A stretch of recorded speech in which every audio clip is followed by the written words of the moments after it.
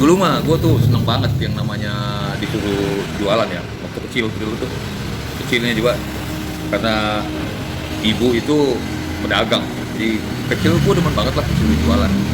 Nah dari kecil itu udah belajar dagang ya. Dari jualan gorengan, lalu jualan kartu, jualan karet, jualan apa aja lah. Kalau gue dulu kecil, waktu gue tuh masih SD gitu ya, jualan. Sekalian sekolah. Ya dulu kan zamannya dulu tuh mainan-mainan anak-anak banyak tuh seperti karet, kartu gambar, lalu apa itu biji adu namanya gue lupa ya. Gue demen banget tuh. Kalau gue menang tuh pasti gue jualin lagi. Dari kecil aja gue udah berbisnis karena memang terlahir dari ibu yang suka dagang dan bapak dari bisnis. Seiring perjalanan gue sampai ke bantu ibu jualan ikan di pasar, lalu jualan siang itu jualan gorengan di pinggir jalan. Seiring waktu SMP ibu gue tuh udah punya toko sembako sampai hingga besar ya, hingga besar. Nah kalau gue tuh dulu tuh ya waktu dulu gue tuh pulang sekolah gue langsung gantian sama ibu jualan. Terus malamnya gue belajar begitu terus hingga gue sendiri menjadi hingga kuliah.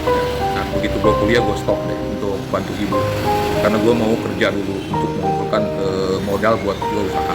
Karena cita-cita ibu dan cita orang tua saya itu saya punya usaha sendiri dan kebetulan memang nalurinya sudah diajarkan dari ibu dan bapak. Jadi seiring waktu walaupun saya sudah bekerja tapi saya tetap branding diri saya sendiri hingga akhirnya saya jualan apa saja saya jualan. Pertama kali kerjanya saya jualan kerupuk gitu di tempat kerja. Dan itu sudah saya ceritakan di tayangan video sebelumnya. Nah, seiring dengan waktu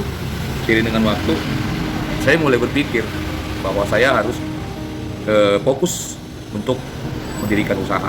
Dimulailah usaha itu dari sekitar 15 tahun yang lalu. Ya, 15 tahun yang lalu saya sudah memulai. Jatuh bangun saya sudah rasakan. Dan itu akhirnya terwujudlah. Hingga akhirnya saya sekarang sudah tidak lagi aktivitas kerja. Kini sekarang saya sudah memiliki usaha. Nah dari cerita itu bahwa kita butuh proses, butuh sabar, butuh belajar dari orang-orang yang sudah berhasil. Terutama dari ibu saya. Ibu saya itu selalu mendoakan saya dan memiliki cita-cita bahwa saya harus menjadi seorang yang memiliki usaha sendiri. Dan seiring waktu saya bersyukur bahwa cita-cita ibu saya setidaknya sudah tercapai, walau tidak besar seperti usaha-usaha yang besar gitu ya, tapi setidaknya saya sudah bisa memilikinya. Mudah-mudahan ya doakan apa yang menggunakan kita semua selalu menjalankan dengan ridho dan ikhlas untuk usaha yang sudah.